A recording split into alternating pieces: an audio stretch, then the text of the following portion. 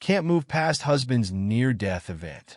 Yeah, as the title says, my husband, 26M, and I, 26F, rent a pontoon boat on the lake every year with a big group of friends.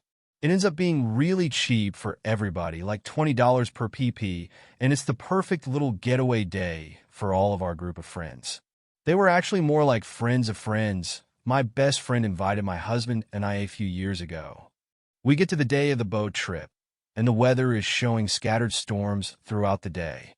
The majority voted on still going out and just parking in a cove and waiting the storms out, so we could still enjoy the majority of our day.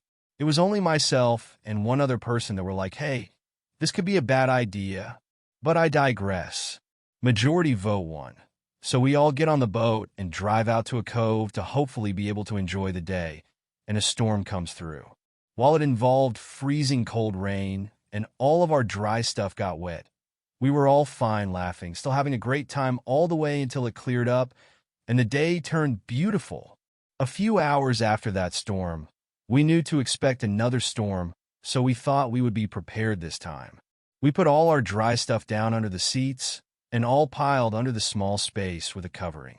The storm again came and was exactly like the first time, cold rain, but we're all fine. It was starting to turn into a sprinkle, and what we thought pretty much was over. So my husband and a few others, one being my best friend, jumped off the boat.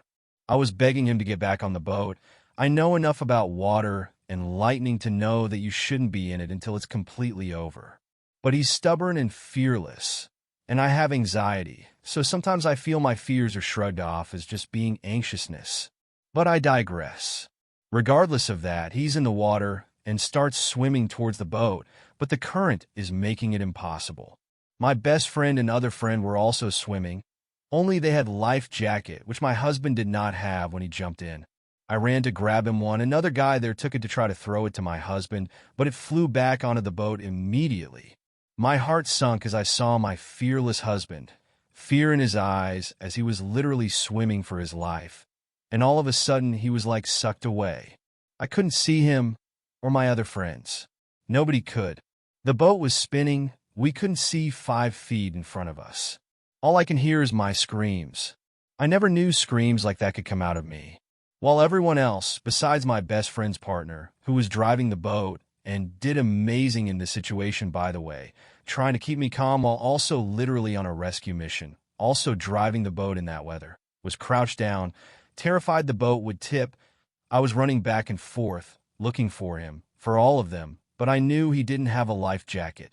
Even typing that makes my chest feel tight, because I have never in life had such a real feeling of losing him. I felt everything in that time apart. Everyone said it lasted no more than 5 minutes, but it felt like it would never end. I genuinely have never been as terrified as I was. I saw the water. I felt the rain, but all I could see was our children's faces. And all I could think was that we wouldn't have him anymore, and my brain just couldn't even think of anything but him. I heard people telling me I needed to sit down. I need to breathe, but I couldn't stop screaming, calling his name, yelling at God or the heavens or the universe for a miracle. Everyone talked me into sitting down to breathe. The way they all were speaking to me and looking at me, too, was something I'll never forget. They all thought he was dead. My husband was dead. So I got up again. This time I climbed the ladder to the top deck of the boat. Crazy what adrenaline will do, because I would never do that in any normal circumstance. I stood up and I finally saw all of them in a circle together. They all were able to stay relatively close together throughout the whole event. The storm was letting up as we headed their way, thankfully. My husband's face alive, swimming what little he could towards us. Oh my God. I could breathe again. They were all fine, but very shaken up. More than I think even they realized at the time. So back to the title of this post, it feels like this is something I'll never be able to get over. Every time I feel even the slightest bit annoyed at my husband, I think, what are you doing? Life is short. You don't know if he'll die driving home from work or die in his sleep. Enjoy every second with him. When he's at work, he texts me throughout the day now because he knows I just need proof of life, basically. When he's home, I want to be together. We have always been physically affectionate, but I'm talking I want us in the same room, basically at all times. I essentially follow him around the house, lol. My father-in-law asked us yesterday if they took the boat to the lake next year. Would we want to come, or would it be too soon? And started laughing, and my husband was laughing too. They cope with humor, but I didn't find it funny. Actually, as soon as he mentioned it, and the thought of having our kids on a boat on a lake about made me freak out right in front of my in-laws. I know I wasn't the one in the water. I know it was traumatic for my husband, thinking of him swimming, and the only thing keeping him going regardless of the exhaustion was thinking of me and the kids. That breaks my heart for him, but he's gone back to daily life. Nothing has really changed for him. He's like, yeah, but I didn't die. I'm fine. And I know that. Obviously. I just can't get over it, and I don't know that I ever will. I can't stop the flashes I randomly get of his face struggling to swim, or anything else from that day.